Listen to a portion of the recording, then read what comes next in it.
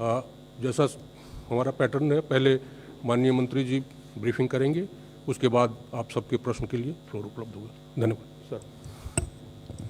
नमस्कार मित्रों, माननीय प्रधानमंत्री नरेंद्र मोदी जी की अध्यक्षता में आज केंद्रीय मंत्रिमंडल की बैठक में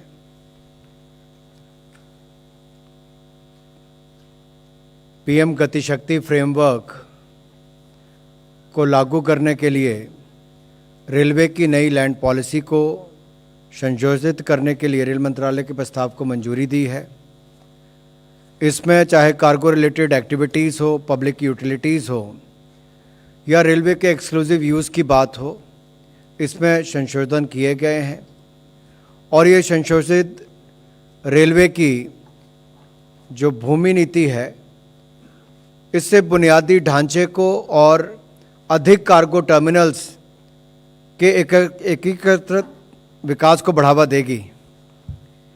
ये संशोधन प्रतिवर्ष भूमि के बाजार मूल्य के 1.5% की दर से 35 वर्ष की अवधि तक कार्गो के लिए और कार्गो से संबंधित जो गतिविधियां हैं उसके लिए रेलवे की भूमि की लॉन्ग टर्म लीजिंग का प्रावधान इसमें किया गया है।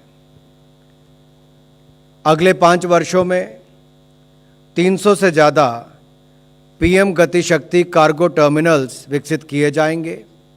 1.25 लाख से ज़्यादा इसमें रोजगार स्वरोजगार के अवसर होंगे। इससे माल ढुलाई में रेलवे की हिस्सेदारी में बढ़ोतरी भी होगी और देश में ओवरऑल लॉजिस्टिक्स कॉस्ट में भी कमी आएगी।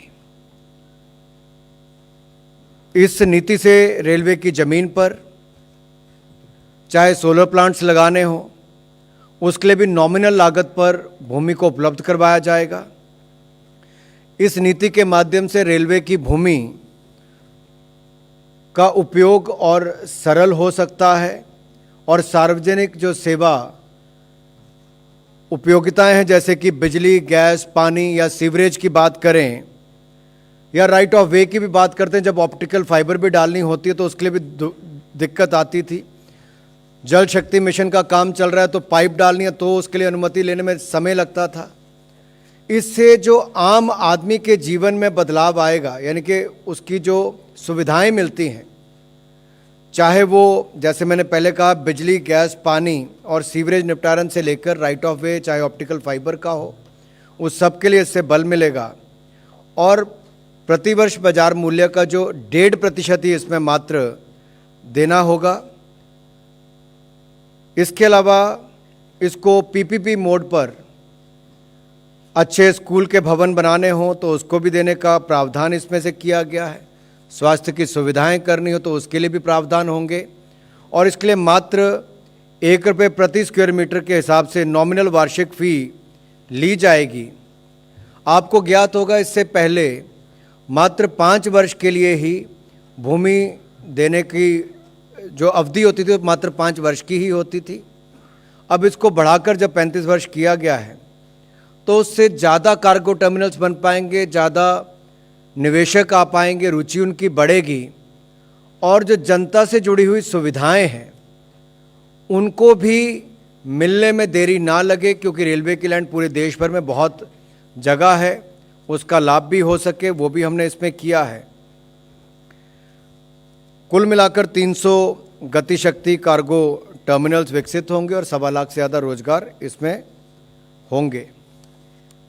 दूसरा निर्णय जो माननीय प्रधानमंत्री मोदी जी के नेतृत्व में लिया गया वो आदरणीय धर्मेंद्र प्रधान जी के विभाग शिक्षा मंत्रालय से है। आपको ज्ञात है जैसे कि शिक्षा के ऊपर पहले दिन से ही प्रधानमंत्री मोदी जी का बल रहा है, इनकी सरकार का बल रहा।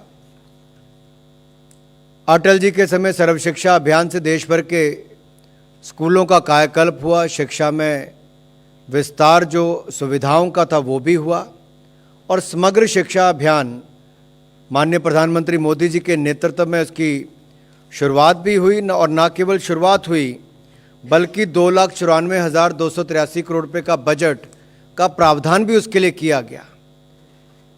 देश भर के लाखों स्कूल के करोड़ों बच्चों के लिए केंद्र सरकार की ओर से लगभग 2,94,000 करोड़ रुपए का प्रावधान समग्र शिक्षा के माध्यम से भी किया गया।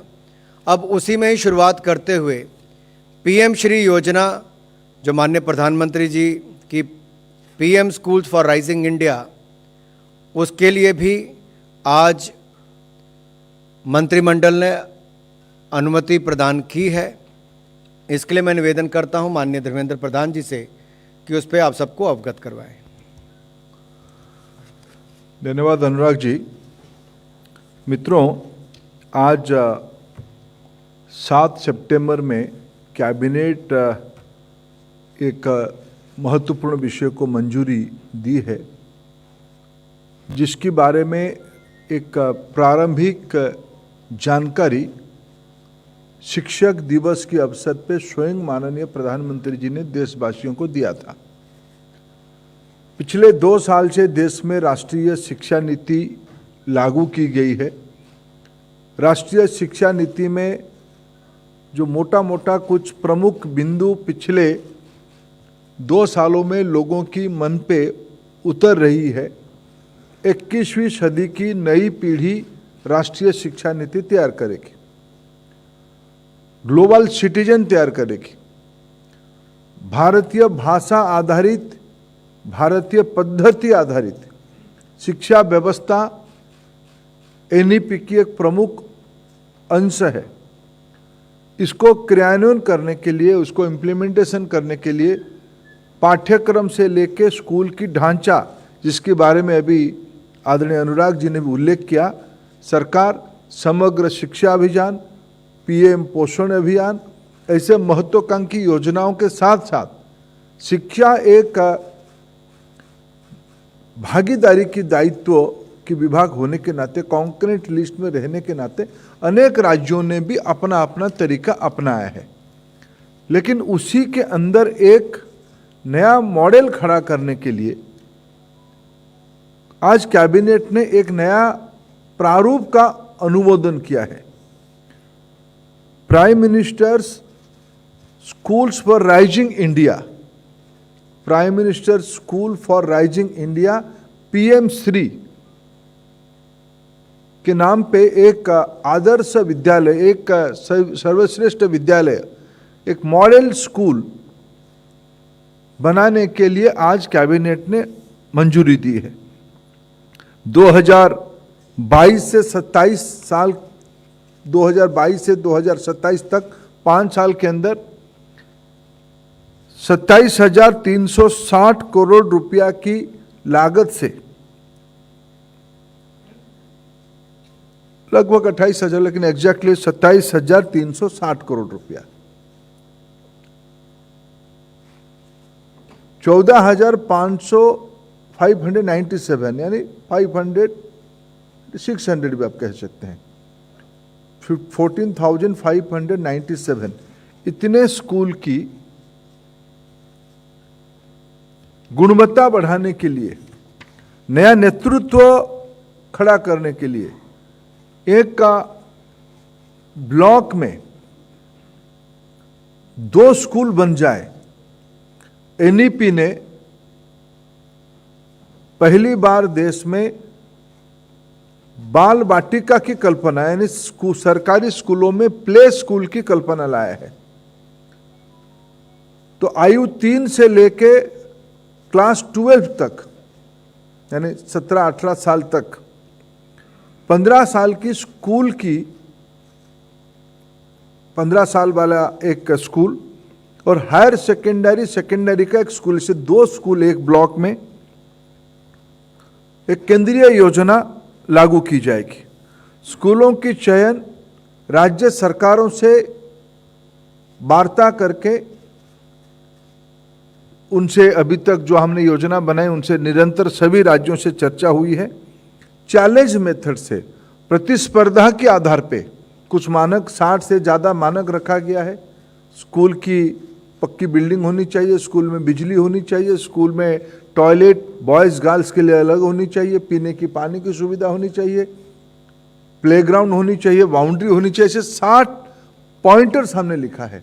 दिव्यांग बच्चों के लिए व्यवस्था होनी चाहिए। ऐसे स्कूल्स साल में 2 बार एप्लीकेशन दे पाएंगे, पोर्टल खोले जाएगा उनके लिए। एक ऑब्जेक्टिव तरीके से असेसमेंट करके सर्वाधिक 2 स्कूल एक ब्लॉक में रखा जाएगा। ग्रामीण इलाका में रहेगा, शहरों में भी रहेगा। उसकी मूल उद्देश्य गुणात्मक